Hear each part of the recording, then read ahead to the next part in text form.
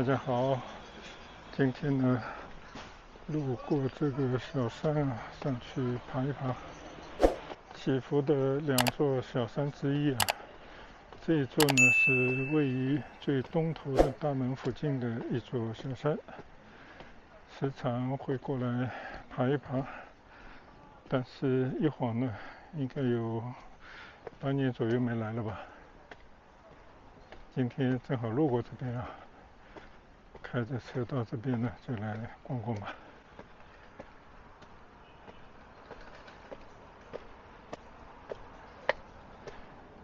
爬山跟骑车差不多，你必须得坚持每天都来爬一下，你就不觉得累，脚上就有劲啊。好久没来了，就这几十个台阶，走的都有点累。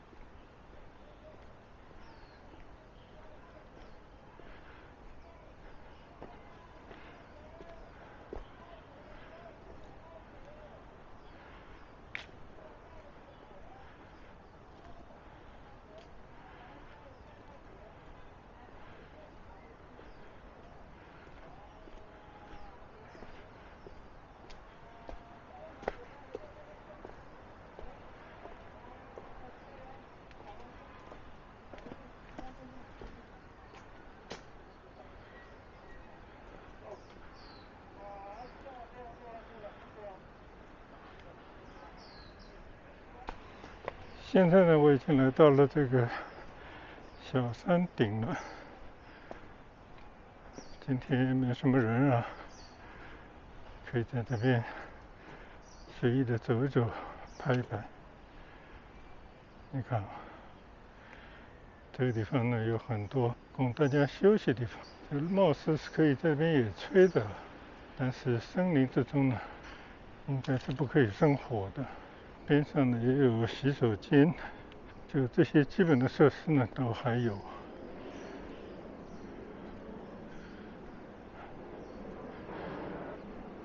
你看，即便是山顶上吧，看这只榕树，盘根错节的样子，长得蛮好看。你看前面呢，就是祈福新建的几座高楼了，叫名望天下。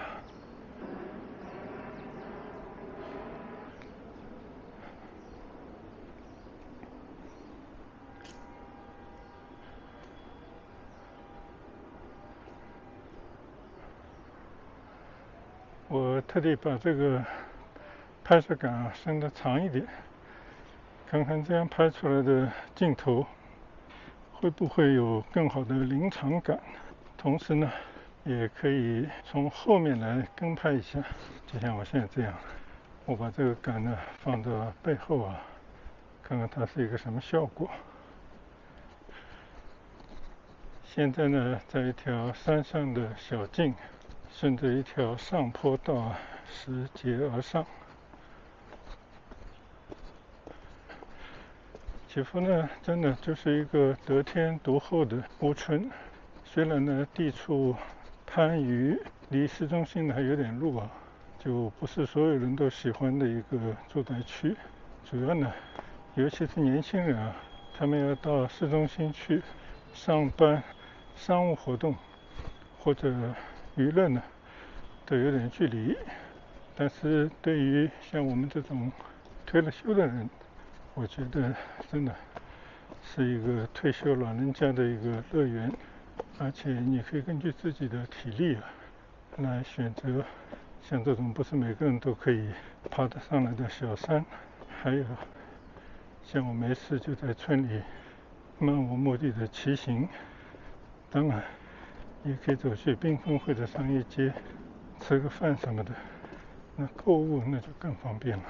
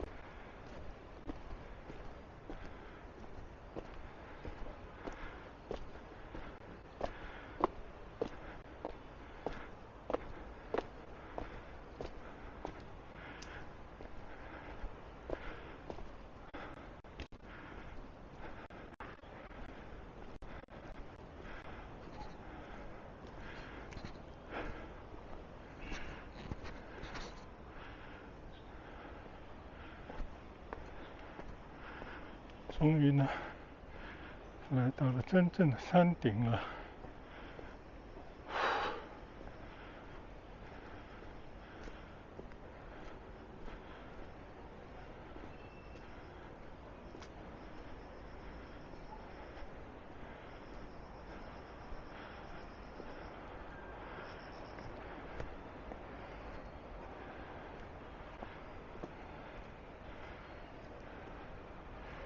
这边呢被打开了，其实这边呢以前是有个围墙的，就去到了别人家地方了，应该也有条山路可以下去的，我不知道下去以后是不是到了隔壁的村里了。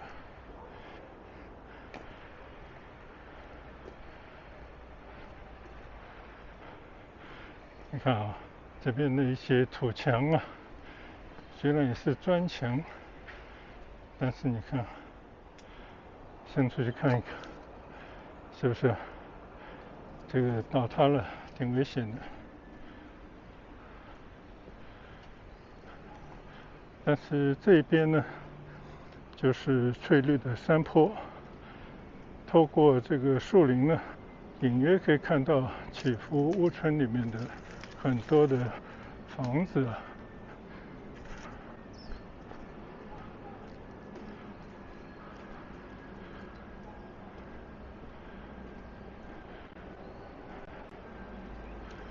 对了，原本就有这样的一个砖墙，把这个小山呢，在山的中间呢，就做了一个区隔。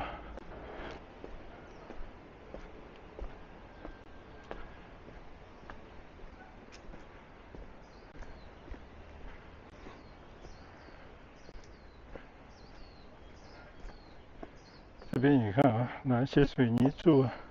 就砌成一些柱子，有点像我们小时候啊，在一家公园里面走的一条叫勇敢者的路，就是有各种各样的，貌似有点险要，但对于小孩子来讲啊，就你可以挑战一下，可以过去的各种各样的障碍啊。就这个道上呢，也做了很多这种小的障碍物，应该有一些老人家带着他们的孙子孙女、小朋友来的时候呢，可以尝试一下。再过去呢，就差不多要到下山的地方了。我在这边稍微的坐一下，也跟大家简单的聊聊。今天呢，我是去了一趟广州，送家人到广州，刚刚回来。这一路上啊，车非常多啊，真不知道为啥啊，现在这个马路上的车是越来越多。原因呢，真的不太清楚啊，是经济还 OK 呢，还是因为啊，这1-2年放了很多的这种电动汽车的牌照，因为这些牌照呢是不需要去拍卖，也不需要付费的。再加上国家为了支持这种新能源车，给予了很多政策的扶持，可能减了一些税费吧，就使得很多人呢就去买这种电车。他们以为呢，就这种电车，一个是可能向政府宣传的环保，但更重要的呢，就是你可以在晚上利用这种比较便宜的电费啊，来给车充电。就貌似你白天开呢，基本上就没有什么费用啊，因为另外一面的油价是越来越贵了。这个大概就是现在这种电动汽车快速增长的一个背景吧。但不管怎么说呢，这个确确实实就路上增加了很多的车辆，而且基本上啊，就是很多人开滴滴，估计也是其他工作不好找吧。你如果不去送餐呢，那可能你就是有自己的一个车来开滴滴。所以基本上跑滴滴的车呢，也都是那种绿牌子的电动的新能源车。这个大概就是目前经济的一种现状吧。那没有办法，没有能力，或者没有这种小小的投资自己的这种交通工具人呢，那只能退而求其次啊，就只能买个电动的单车来送餐啊、送货，大概是这样。那么根据我这几天在外面广州市区走的话呢，虽然最近也在严查这些电单车的违反交规啊等等这些违法的行为，但是老实讲啊，这种路上的电单车啊，这个广州人戏称为电机的这种车流呢，真的是非常可怕啊，因为它跑得很快。反而呢，就没有动力的这种靠脚踩的自行车呢，在这边基本上已经无人问津。所以我在路上骑行啊，虽然也在骑行道骑行，可是身边的都是比我快速通过的这些电机，所以有时候感觉有点可怕。但是呢，这就是目前的一个写照啊，跟大家闲聊几句。另外呢，昨天晚上到了12点的时候，我在网上经过一番咨询，终于搞明白了，我这个360相机啊，原本我以为是不是一个陀螺坏了，还是什么原因，就是你拍出来的照片，我在导出的时候呢，就拍的那视频导出的时候啊，它就没有办法锁定一个方向啊，试了很多次，重启了机器，再加上这个校正陀螺仪都不管用。结果昨天晚上很晚的时候呢，我在网上还是有点不死心，又换了一些方法，问了一些问题，结果就有了一位网友啊，他分享了解决这个问题的一个经验。其实呢，就是在360的 Studio 啊，就是电脑的版本上呢，是有一个防抖的一个功能。在这个功能你点进去呢，其实是有一个地方你可以点一下，就是固定方向啊，就是保持你拍的照的时候就顺着你拍的时候那个方向。那这样的话呢，我试了一下以后，果然你如果不去人为的干预的话呢，它这个方向就稳了，就是一直朝着正确的方向。但是我就纳闷啊，我以前呢就是一直就是可以这样子的，我从来也没有去重新去做过 APP 上面的调整，不知道是误触了某个键呢，还是因为什么原因啊，就这个功能突然就失常了。但现在总算弄清楚了啊，又把它搞回来了，所以呢挺高兴。这样的话呢，我在导出视频的时候啊，就会省很多的力气。否则的话呢，几十分钟的视频啊，你每过多少帧或者每过多少秒呢，你都要去调整一下，因为否则它就跑到你另外一个方向去了，你就没有办法对齐你想要的那个目标了啊。所以这个问题终于解决了，所以也挺高兴的。跟大家也分享一下，因为观看我视频的朋友可能也知道，我这几天还蛮纠结的，拍的很多视频里面都是讲的这个问题，而且大家也知道我在做了一些尝试啊，但其实呢，也就是摸索一下，就说明呢，很多的东西啊，包括一些高科技的东西，我们现在还是掌握的不够，或者说没有年轻人那么灵活，一下子就能够接受和能够理解，同时呢，很快的掌握这些操作，所以也是觉得蛮好玩。但是呢，感觉又学会了一些东西，还是蛮高兴的。好了，现在呢，我就准备再走几步，前面的就应该是下山的路了。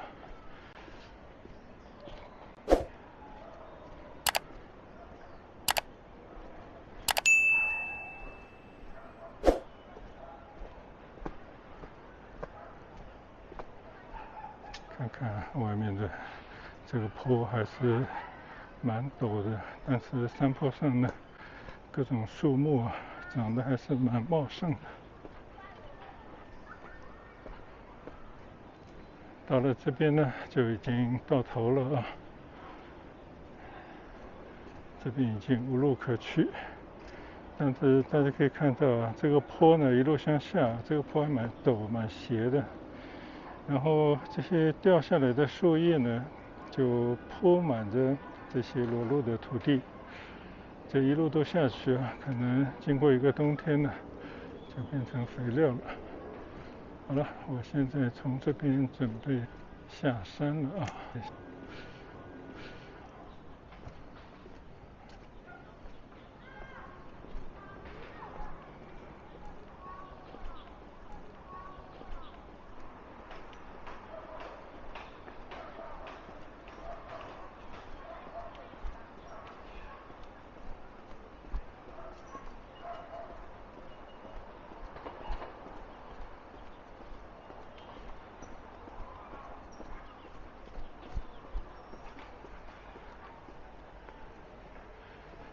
下来呢还是非常的快捷。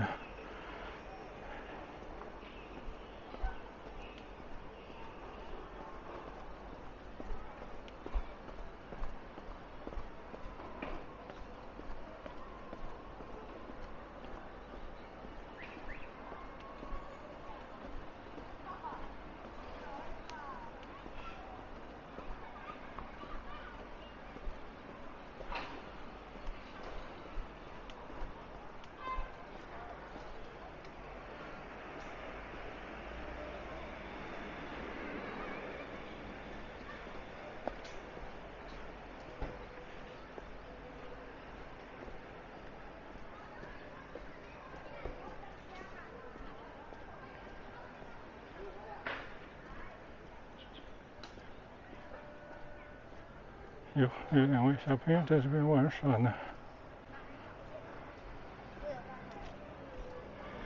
呵，你这拿的是啥呀？登山杖吗？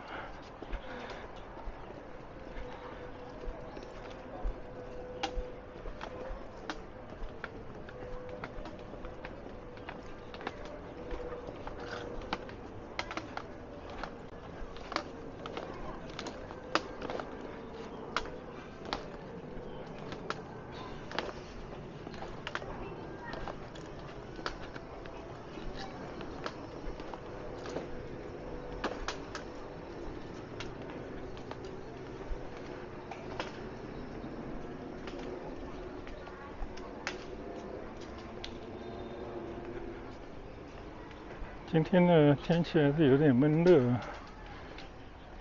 你看啊，天都阴沉着，但是雨呢并没有下来，所以我在这个山上走了一圈啊，就类似我在村里骑行一圈，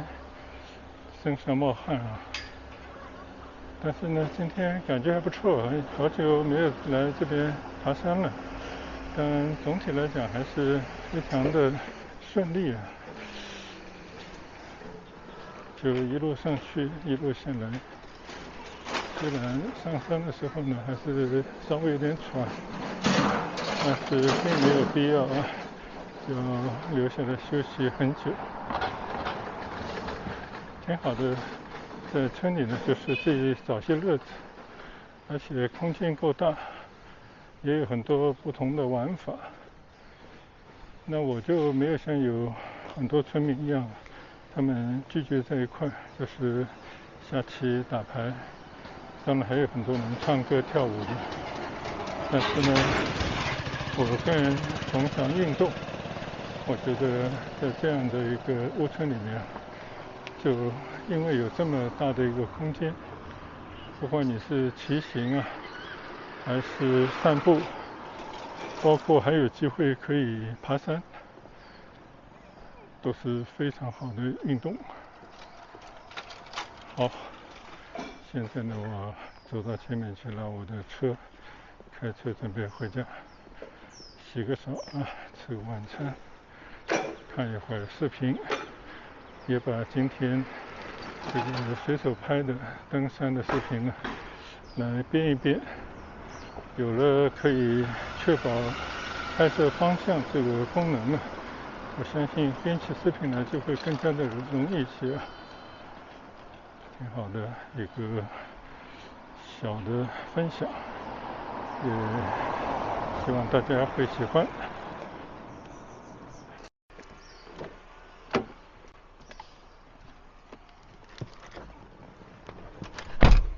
好了，我已经回到了我的车上了，车上冷气还没跑完呢。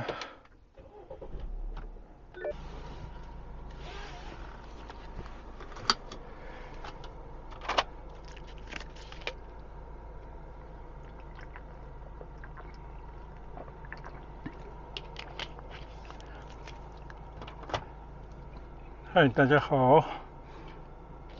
我刚刚下山了以后啊，一路走过来，原来那边那个下山的口啊，离这边还有点路啊，走了一大圈呢。刚刚呢，我就是从我对面的这个楼梯啊走上去的，然后呢，如果你不重路呢，就要从另外一个口下来。好了，我现在呢回家去了。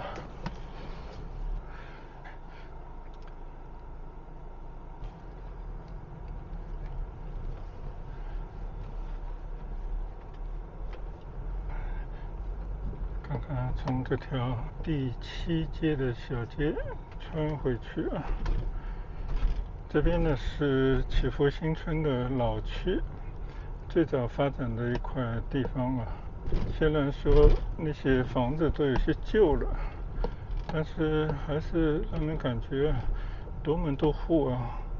有一种农村的这种村舍这样的感觉。就大家在这边还是比较自由自在啊，每个家庭呢都拥有多门多户的一个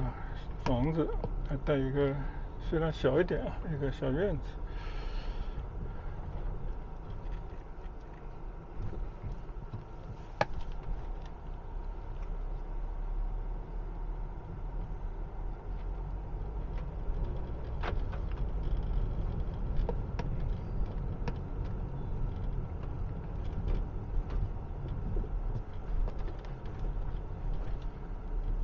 左侧这片区呢，就是一个老会所，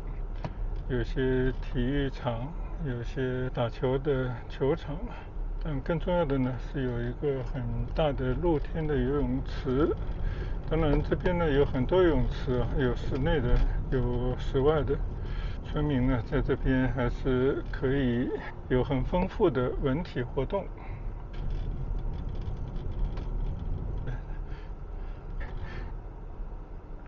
你看我前面的就是祈福新村内的一个村巴，这个村巴呢就是从各个方向大概有7、8条、8、9条线啊，从村内的各个方向呢汇集到祈福交通中心，中间呢会经过很多的小区，你看这些小朋友们呢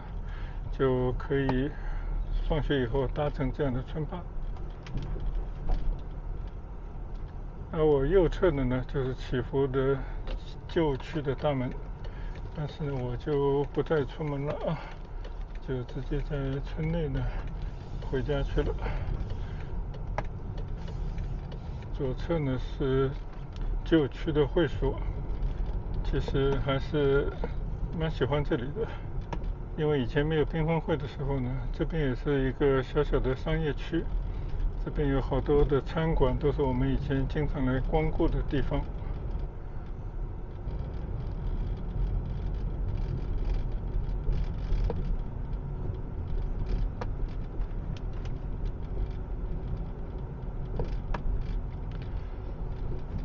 所以你看在祈福里面呢，你可以看到很多西方人的面孔，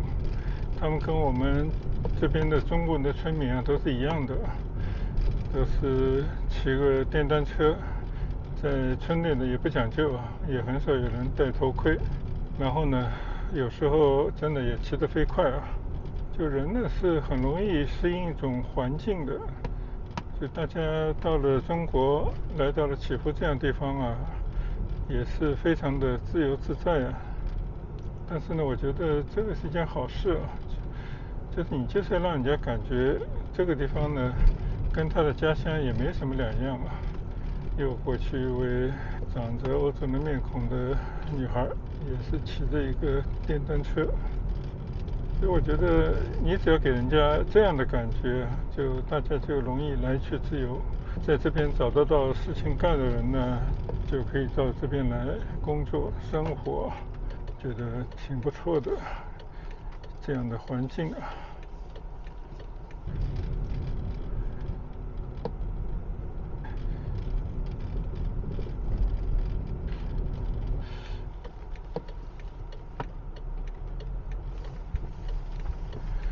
这祈福呢，真的，你如果去看到那些穿黄色衣衫的就校服的学生啊，基本上谁都能够说一些英语，有些英语还讲得非常的流利啊。因为他们从1年级开始呢，就是双语，上午英语，下午中文，而且边上还有一个国际部，那就是全面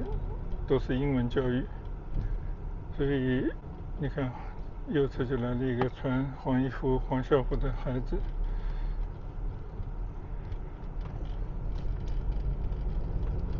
当然了，也有看看穿这种绿色校服的小朋友，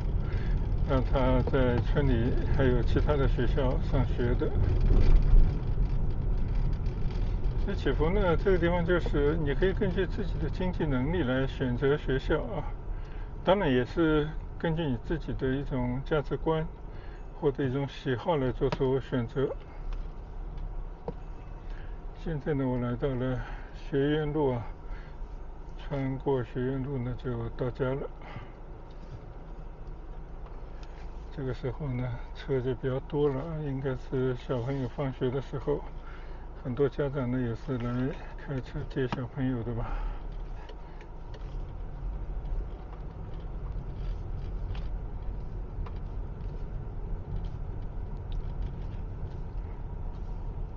就我还是蛮喜欢这个并不高级的屋村里面的这种生活的景象啊，还有就是稍稍有一些国际的氛围，而且年轻人比较多，所以呢还是有些朝气。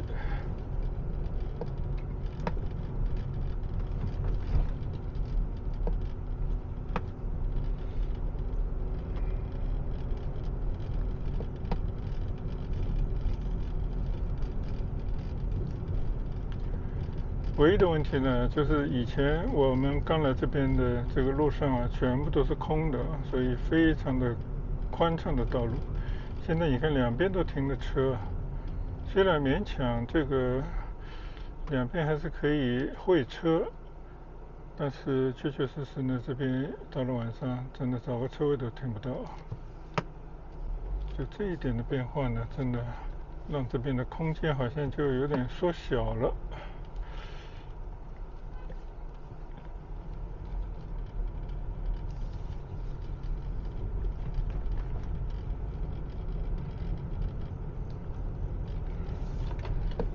好了，我呢已经到家了啊，再次跟大家说一声拜拜，改日再聊，再见。